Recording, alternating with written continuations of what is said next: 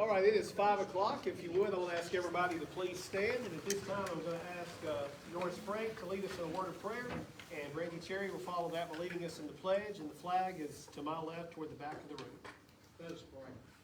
Our dear Heavenly Father, we just thank you for loving us so much. We thank you for the opportunity to be able to serve our school system. And we pray for our students and our teachers and our faculty and everyone that has anything to do with educating our children. Dear Father, just be with us as we make decisions that will affect the school. And thank you again for loving us and be with our country. All these things we ask in Jesus' name. Amen. I pledge allegiance to the flag of the United States of America and to the republic for which it stands, one nation, under God, indivisible, with liberty and justice for all. Seated. At this time, I'm going to ask Director Kilzer to please call the roll. Shane Connor. Here. Ben Couples. Here. Brandy Cherry. Here. Becky Hutcherson. Here. Norris Frank. Here. Kim Scott. Here. All present. All right, there is a quorum present, so we will officially call the meeting to order here at Chester County Junior High. And the first item we have tonight is a recommendation to accept the board agenda. I'll make a motion to accept the board agenda. All right, motion's made and seconded. Any discussion on the agenda tonight? If none, all those in favor, say aye. Aye. Any opposed? All right, the agenda is set. The next item is the consent agenda. We need to have an approval on that. I'll make a motion to approve the consent agenda. Second. All right, motion is made and seconded. There is no discussion on that. All those in favor say aye. Any opposed? All right, it is approved. We do start tonight with a delegation. Someone has requested to address the board, and our delegation tonight is from the class of 2025, the student leaders from the class, on behalf of Project Graduation. So your group may proceed. Y'all are not already singers. Oh my goodness. Right now, I'm having him pass down just a little list of all the fundraisers that Project Graduation has done so far. But good evening, Board of Education.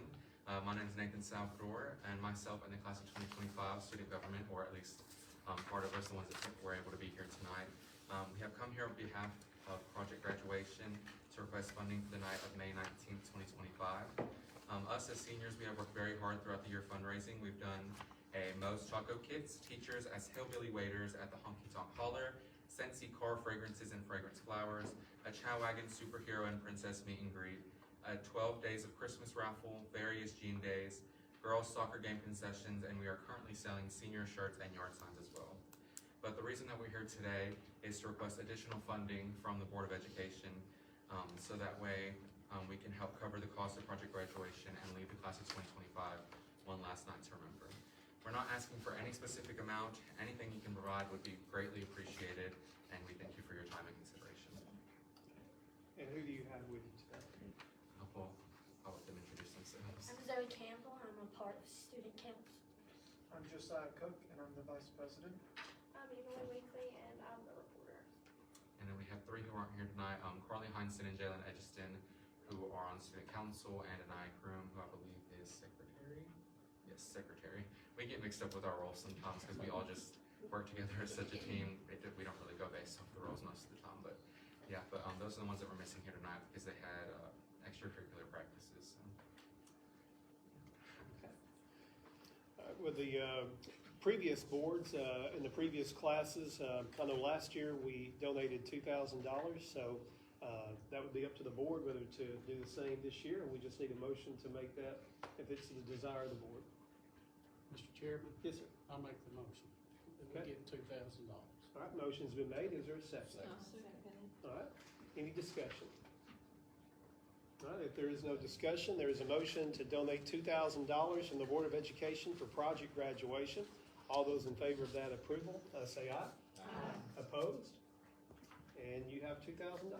Thank you very much. You're welcome. I was also to ask though, if we are supposed to have someone come up to the school board to pick up any of the donation, or if it will be mailed Okay. to one of the Project Graduation members. I'm sure we can take care of the mailing.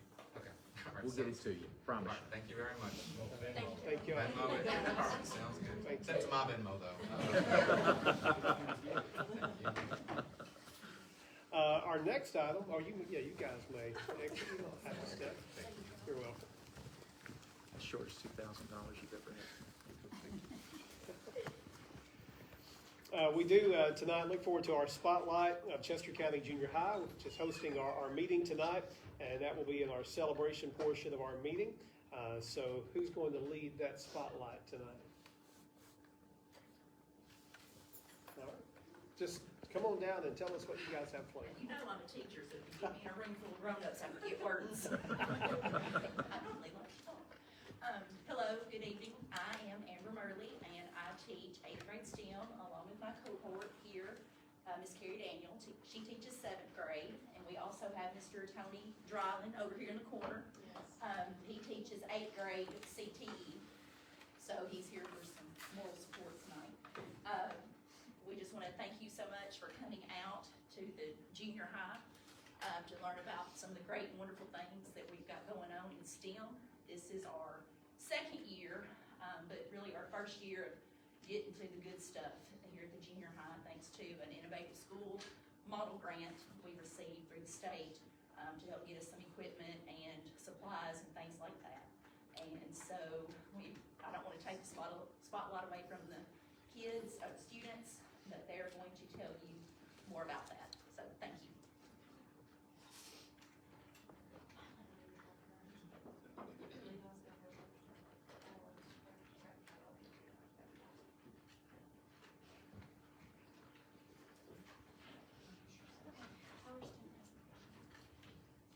So we used Cricut as part of the projects that we've made.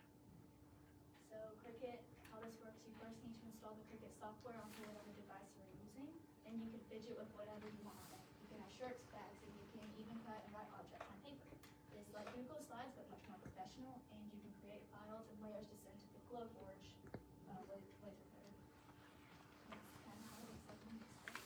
So the shirts that we are wearing right now were designed by the Cricut. We also made 2 different sticker designs promoting our STEM program.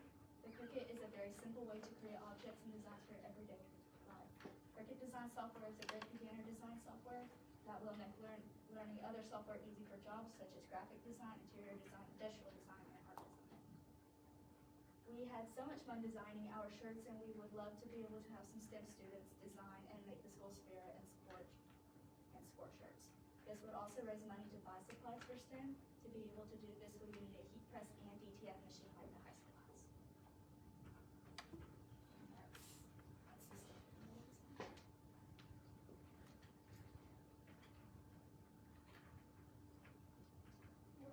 How it works. When you log into the website, there are many tutorials on how to make 3D designs. After you do the tutorials, you can import an image and edit it or create a completely new thing. Once on there, you can add shapes and move the boxes to size it and scale it. Tinkercad is a great and easy way to learn how to use a 3D printer. And this is some of the tutorials.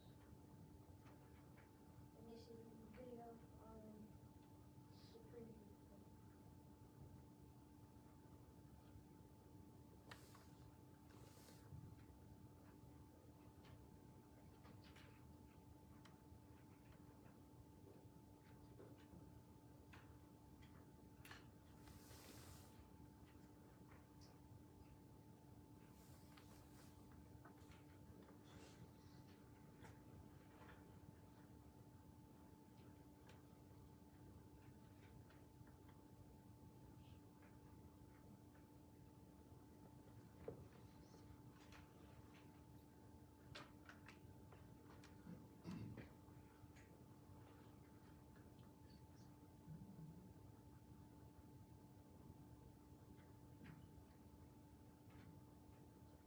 What Tinkercad can be used for.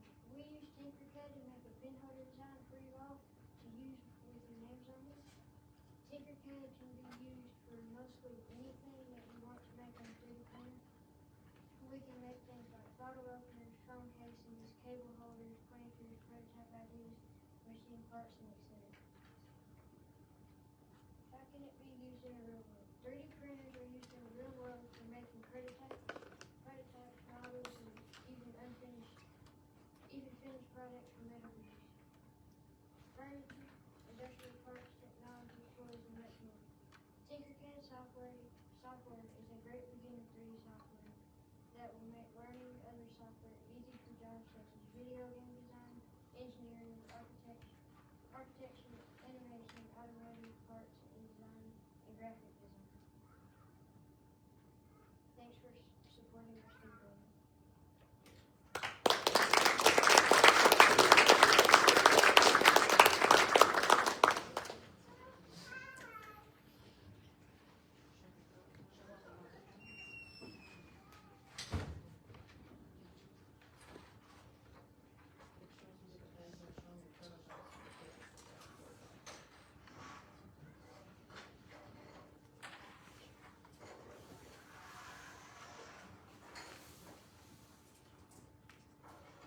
Levi here was very helpful with Miss Daniel and myself showing us how to set up the 3D printers because that was completely foreign to us, and that's one less thing I have to study because I could watch him.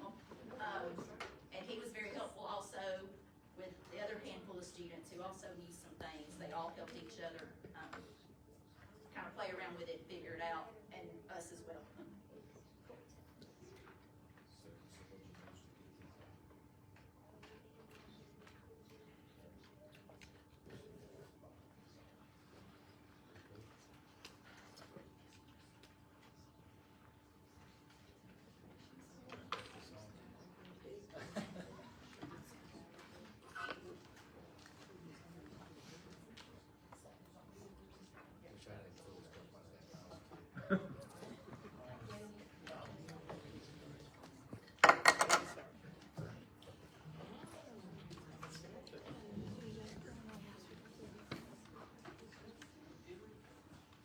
So did y'all build that out, Steve?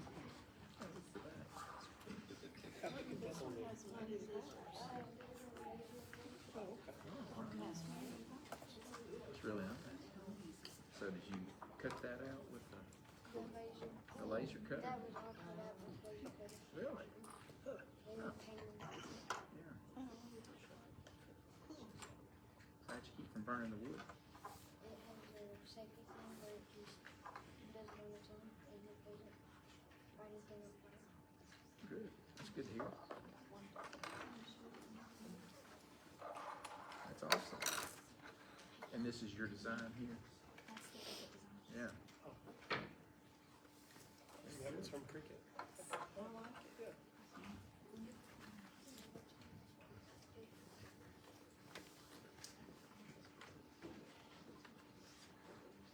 Now Abigail Cook and AJ Blackwood are going to discuss sewing. We're bringing sewing back.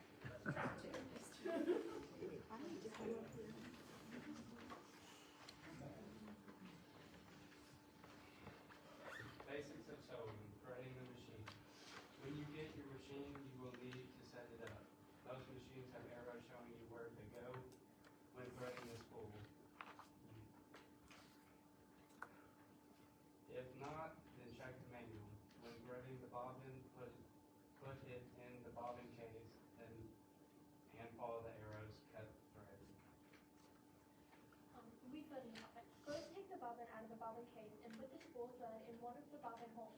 Take the spool thread and wrap it around the bobbin a few times so it doesn't come out. Then take the bobbin and put it on top of the sewing machine on the stick. Pull it back. Then you press the pedal to turn the bobbin and wait till it's full. When sewing non-stitch fabric, a straight stitch is recommended. Make sure that the stitch you have is the correct stitch. Then put the fabric on the machine and pull the lever down and press the foot pedal. How does sewing apply to STEM? Sewing directly involves math, engineering, and science, and technology can be incorporated into the sewing process with the use of circulation and LED light effects, as well as computerizing machines and programmed embroidery. Making the banners regular. When we made the first we made the pattern, then once we have the pattern, we cut it and the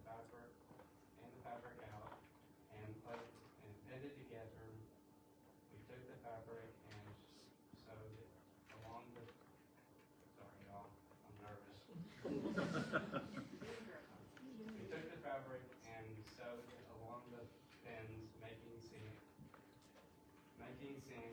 Once down, we checked if it fit and put, got ironed after. More pictures of us making the banner. Yep. And they also have some items they would like to share with you that's been And I'll made. be and donating them. The neck pillows and the little rectangle with the Velcro, those are court pillows, that cancer patients use, to put around a seatbelt to kind of cushion Oh, that, because that very area good. is sensitive. Good deal. And I've been in contact with the Kirkland Cancer Center in Jackson, and they are very excited that Good job. children, students are Good going job. to be donating items to them. We plan on making more of those and donating them to the center, because several in our community Pretty good. do go there for treatment. Yeah. And, That's good to see. That's- because normally it's just That's the one that you- churches do that, but they're excited that students are gonna be able to do That's that very as well. smart. And Very we've smart. also been in contact with Miss Christy Pennington, My at wife the loves Soup those. Kitchen Food Pantry, and we have some ideas that we're going to make, Good job. aprons and pot holders and those kinds of things. We've received donations of sewing machines from a couple of members in the community, and then we also received a donor's choose. We got that rewarded, because people donated to that, so people are very excited about sewing coming back into schools. Thank y'all for listening to us.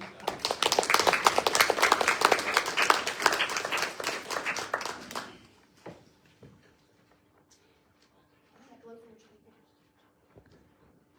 Like that.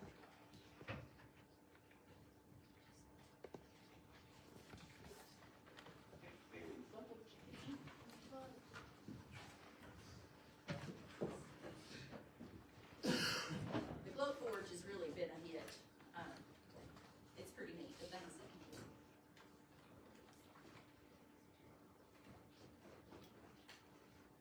Good afternoon. This afternoon we'll be presenting a Glow Forge slideshow, presented by Bristol State, Jordan Miller, Gable Nelson, and Cooper Ezra. STEM. STEM stands for Science, Technology, Engineering, and Mathematics. During STEM class, we did a few experiments. My favorite being the windmill demonstration. Students paired together with a partner to create a working windmill with popsicle sticks and cardboard to generate electricity. We followed the engineering design process. This demonstration perfectly represents STEM. We use science to brainstorm and build windmills and to think of how to get electricity forward. The Glow Forge is a laser cutter that uses an app to create designs that we use in STEM. It can cut many different materials such as non-reflective metals, cardboard, wood, paper, and acrylic of varying thicknesses. Laser cutting is a skill used in a variety of fields, such as automotive, welding, agriculture, and other manufacturing industries. One of the Glow Forge features is cutting. The machine uses a laser beam to cut shapes out of materials like wood, acrylic, and cardstock. We use the cutting feature to create the different decorations we see right here tonight. Here are some pictures of the Glow Forge cutting out some Christmas cards and gorilla glue.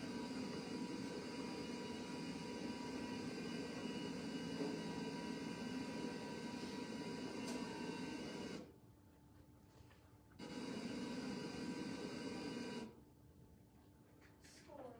Machines creates a shallow cut or line on the surface of the material. We use the scoring feature on the welcome banner to place the cutout letters. This helped us to know exactly where to glue the letters. Engraving. The machine burns a design into the surface of the material. We use the engraving feature to make the letters on the board and the design on the face. Here go more pictures of us putting the design into the Glow Forge here in Philadelphia.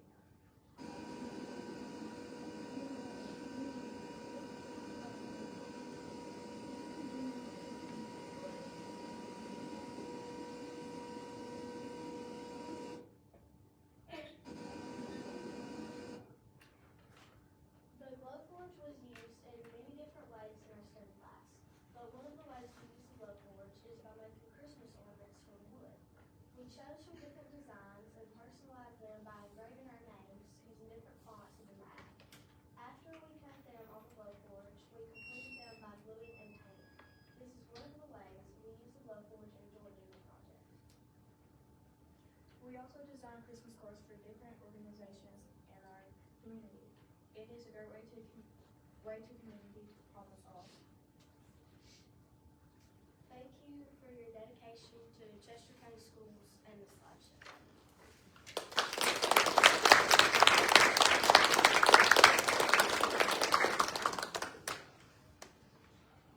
And Cooper's gonna show you a little bit about the software with the Glowforge, real quick. We made a jig, which is a tool. So it would hold a pencil, and he's gonna show you how it engraves.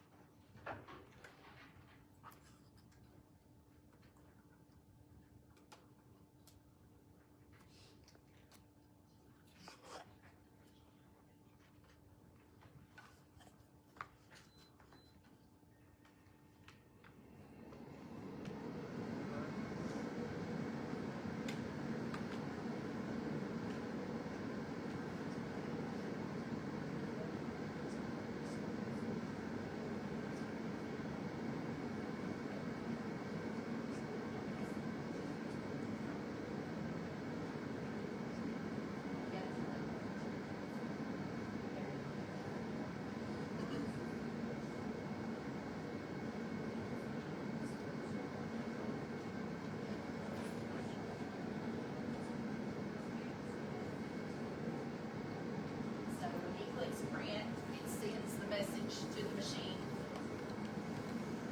Hopefully it'll work. It worked for y'all, right?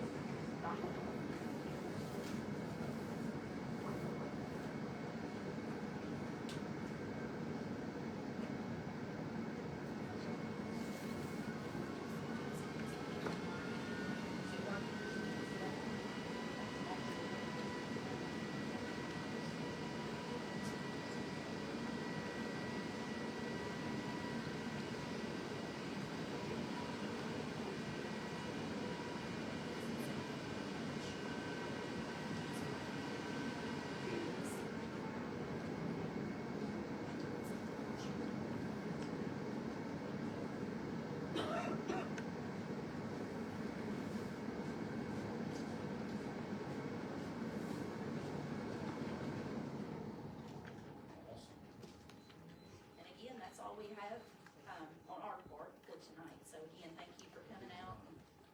If you have any questions, we'll be happy to answer.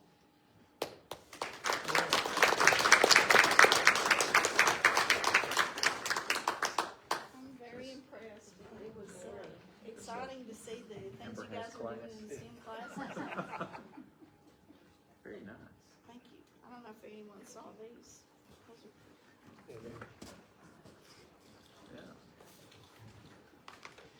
Any comments from the board for the presentation? Well, I know. Go ahead, Go Brandon. ahead. No, I just said very cool. Very cool. I know that the students are engaged in the hands-on opportunities, which is really great, but it also is introducing them to different career paths, which is, what we were hoping that these classes would do. So you guys are doing a great job, the teachers as well as the students. We also have some, I didn't mention this, but we also have some hospitality and tourism peppered in, which is a CTE STEM course with just trying to be welcoming and presentable and all the things. They did make the decorations. There where the school board members are sitting, all of this backdrop here, and then of course our cutout letters and lanterns. And then also their shirts, John had shirts. That was their gift for presenting tonight. They designed them and pressed them themselves, and they stole the show. Yeah. The little supervision. Great job. Great job.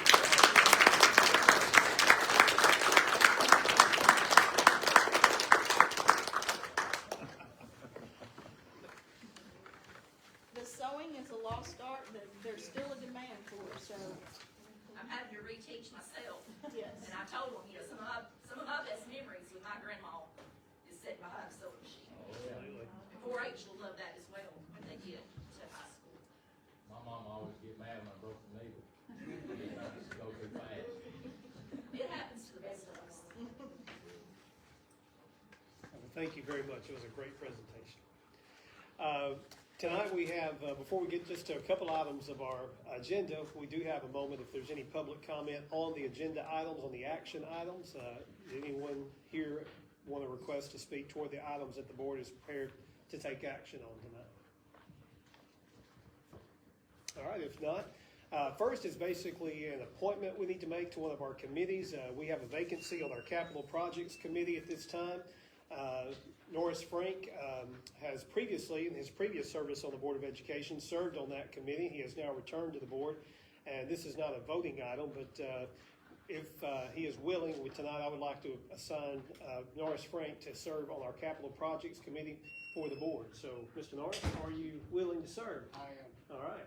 So he will be added to that committee along with Ben Couples, who already serves on that committee, and basically they represent the board and projects that are ongoing, building projects and things of that nature. You want to speak to anything on that? Well, and again, they help us out. Of course, Mr. Norris has already provided some support with the meetings that they've had on the job sites and with job progress meetings that they've had. But there's been some decisions that our subcommittee for this capital projects can help us make decisions about these new projects, because there's always decisions, choices that need to be made. And it's just another set of eyes and thoughts that helps us do the best we can, getting the best quality capital projects for the money that's spent. Okay. All right, we appreciate you serving, Mr. Norris. All right. The next item is an action item. We do have a recommendation to the board. We have the opportunity to nominate one of our local students to the Tennessee State Board of Education. They would actually become a student member of the full State Board of Education. So our board would like to send the name forward and present a nomination to the governor's office. And I'll ask Mr. Kilzer, who's been in contact with them, to give us a bit more detail, and then we'll present our nomination. Well, shared with you in your board agenda, I received an email from Dr. Sarah Hayburn, who is the Executive Director of the State Board of Education. And upon her request to every director of schools and every school board across the state, we all have the opportunity to pass a resolution making recommendations of one of ours who would be a possible consideration for a governor-appointed position. This is not just a decision the state board makes. The state board will elevate that name to the governor, and hopefully with the incentive that we provide, not strong-arming, but just making sure that we just put forth somebody who is of high credentials and high character, that they will consider, just like we do, that Jace Alexander is going to be a good example. I put it back before the high school counselors, and they themselves in deliberation decided that Jace would be a great example for us. Jace is currently here with us tonight. He is a sophomore at Chester County High School. Yeah, the small guy, the little short guy. He's not only academically strong based on his mama's support, I would say that he's athletically strong based on maybe daddy's support.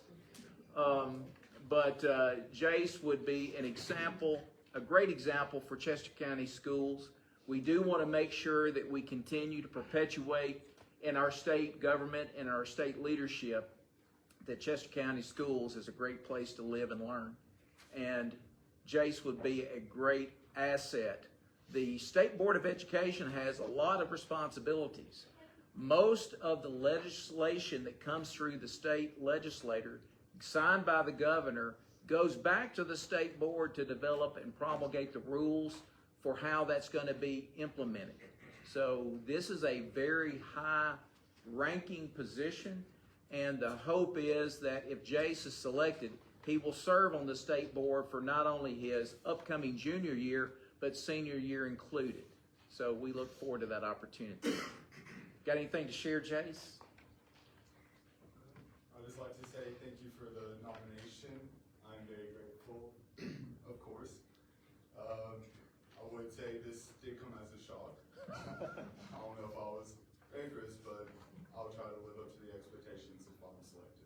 Very good. Well, again, the best role to have is somebody who's humble about the opportunity, and I have no doubt that he is going to put forth his best effort every day if he's get the opportunity to serve in that way. Well, you do have that recommendation to nominate Jace for this position as a student member of the Tennessee Board of Education, with the opportunity to go forward, and there would be extensive interviews through the governor's office following this if the board approves the recommendation. So at this point, we just need a motion to approve the recommendation. I'll make the motion. Okay. Second. All right, motion's made and seconded. Any discussion or questions? I think it's a great choice. Great choice. All the times I've been around you, you've got a great attitude and great personality, so I think you'll do well. All right, motion's been made and seconded. Any other discussion? All those in favor of approving the recommendation, say aye. Aye. Any opposed? All right, you are selected. So good luck, Jay, in the next steps to come.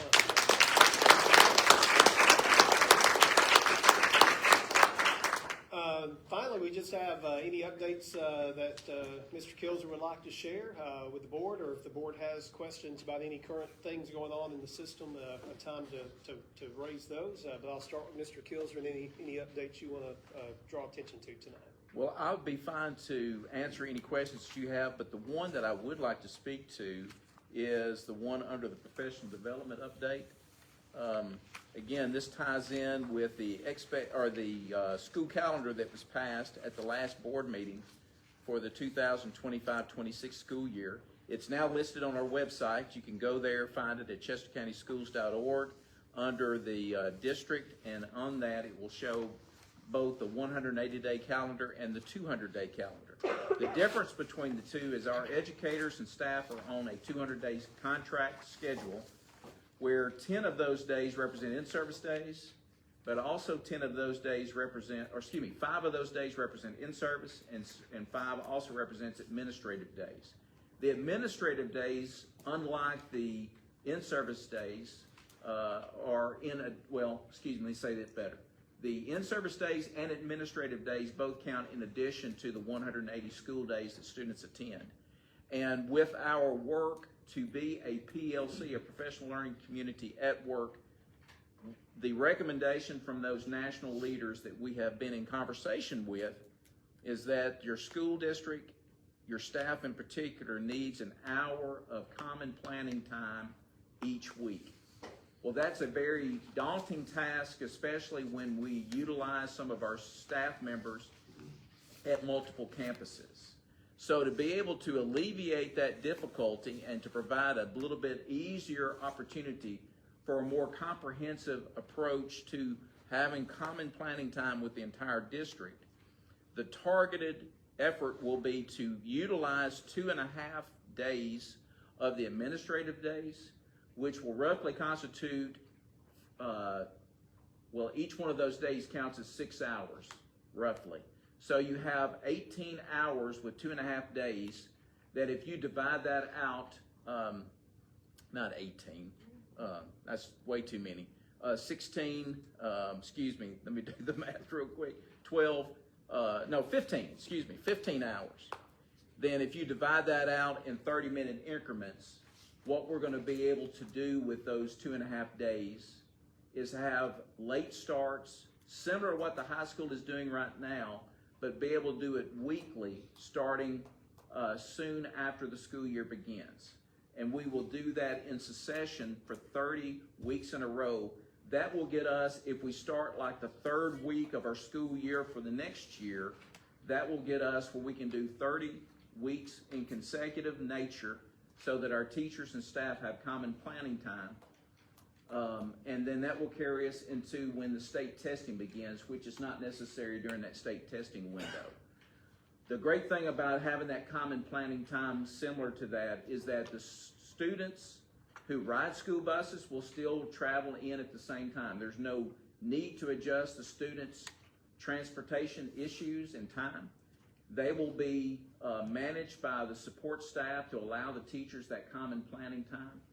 And then if we do that in that nature, then we can have, thinking outside the box, having smaller schools such as our Jacks Creek and our Westchester groups to be able to meet together routinely, maybe virtually, but having them meet along with the high school teachers of record, or the larger school elementary grades of record, so that they can all share and be able to go through, like what I include here, the 3 big ideas, with that big idea number 2, that culture of collaboration, to where they can truly spend quality time on a weekly basis, making those decisions collectively, talking about best practices, sharing those best practices so that our students can learn and improve on their learning, making great academic progress. We feel like that's going to be really beneficial and essential for the process. No formal work has been done thus far, but we are going to plan to make a communication known to all of our families, all of our stakeholders before the end of this school year of how that will look next year. We don't know which day of the week, but like I said, if we start about week 3, we can continue with it on a week-to-week basis up until our state testing time. So it's going to be a real benefit for our teachers to be able to collectively meet without wondering how we're going to make this all work and have to teach during the routines of the school day. Have you seen this kind of thing done in elementary schools anywhere? Because I think this is a great theory on paper and a great theory for older kids, but in my experience, the elementary kids, they're still going to get dropped off at 7 o'clock or earlier. And that's just a big block of time to have to, I mean, I see there being 300 or 400 kids that our support staff is trying to monitor. I just wonder if there's anybody that are elementary schools, because I see this working fine with the older kids, but I'm not so sure about our little ones. Well, in Tullahoma City's doing this, but they express the same concerns that you're expressing about the elementary school grades. Now, again, with the, Eastchester being the larger one, with the elementary, with middle school, and then West and Jacks Creek, they won't have near that number of students to manage. Of course, you have less staff to deal with it too, but again, you're talking about all your support staff roles, not just your parapros, your interventionists, those who are in the role during the workday, but it could be. I added them up. Yeah. I know Well, there's. yeah. I was saying even your office staff could participate with that. You're having more opportunities for kids to have longer breakfast time. And then for those particularly that have needs of additional intervention, be a great time to work in that environment with them.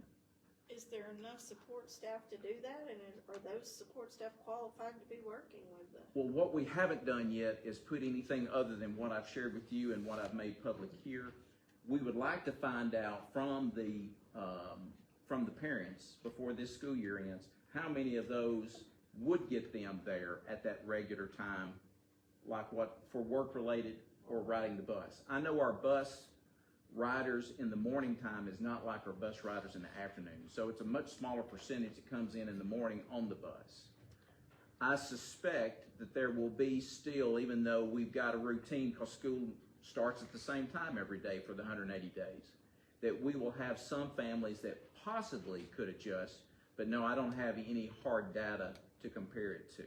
But we can make that, we would retrieve that data and to be able to better assess how to make that work, but make those adjustments accordingly. I think it can work. So we're talking about an hour and a half. 7 An to hour. 8:30. An Well, hour. you're thinking, I said 7, a lot of the buses run at doctor's Yes. offices. Yeah, some buses get there about 7:30 or later. So not every bus. Well, they get there at 7. Well, I know some buses get there, but not every bus gets there at 7. It's 7:30 to 8:30. Yeah, 7:30 to 8:30. So it would be breakfast and what, just Intervention. Well, it'd be a possible intervention. It can be recess time. I mean, we've done it at the high school back years ago when I was principal. And again, just like Kim said, it's a little bit less challenging because A lot of those students can drive themselves. We found even those who did not have personal transportation being able to hitch a ride with one of their friends to get them to school because it was a later start time. The high school's doing it right now. We've got I think they've only had 2 events where they've done thus far. So very little data thus far. But the little bit of data, especially from my daughter who's a senior, I don't have to remind her that it's a late start day. She knows. So in the lower grades, could it be a possible intervention time for? Sure. Because there's data available. Yeah. But there's not enough grown-ups to provide the intervention for that many. Well, again, I don't this, think. yeah. Well, and that would be assessed best on when you know how many would be making it. Well, I mean, how many would be coming in at that hour? I don't think you're gonna know that until they show up that day. Some of them will tell you. Yeah, you'll get a ahead of pretty good time. guess, I think, before that. But it would be just an educated guess.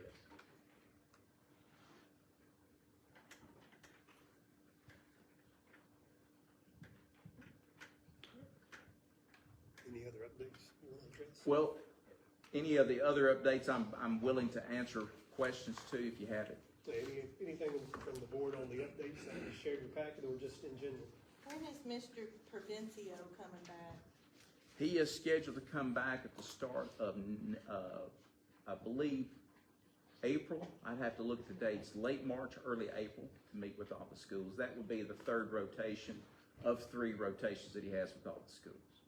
Then we're going to assess after that whether we continue with him or go a different direction with our pursuit to get smarter about running having the PLC at work culture.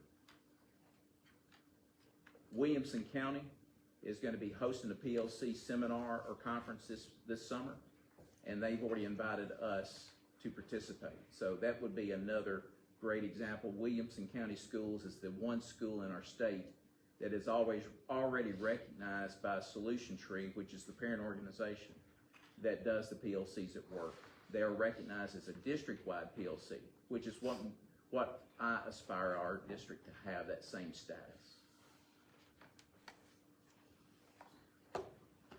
There's one question about the food service, if I could. Okay. Okay.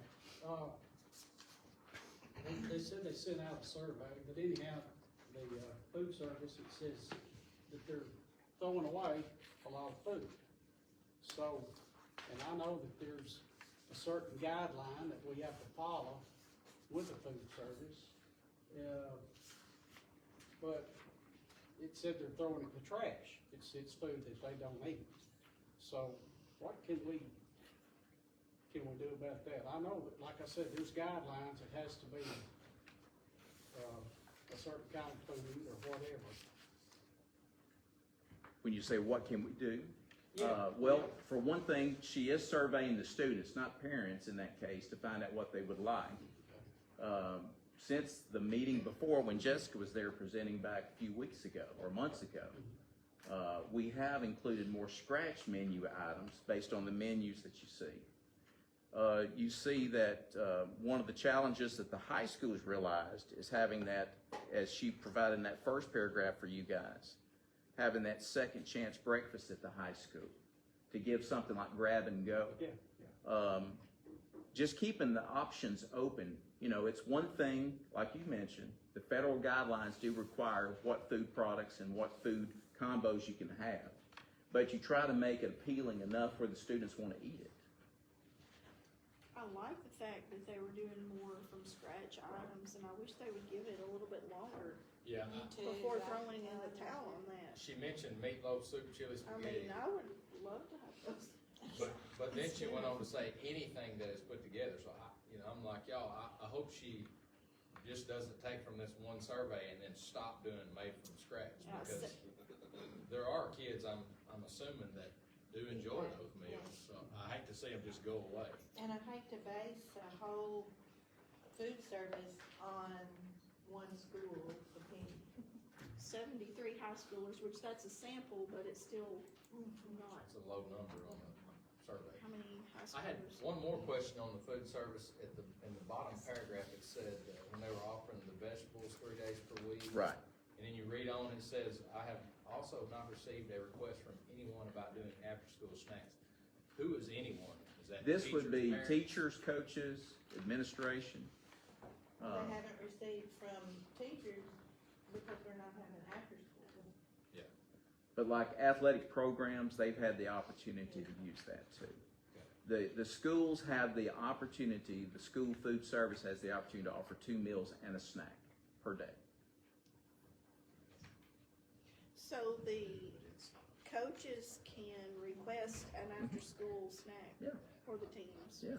They should all be, hopefully they are aware of that. They have been informed. Okay.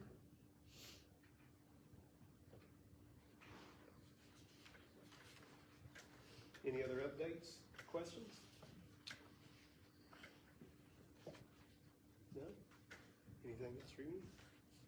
All right. Thanks, Yes. junior high, especially for the program and the presentation. Very good job. Very good job.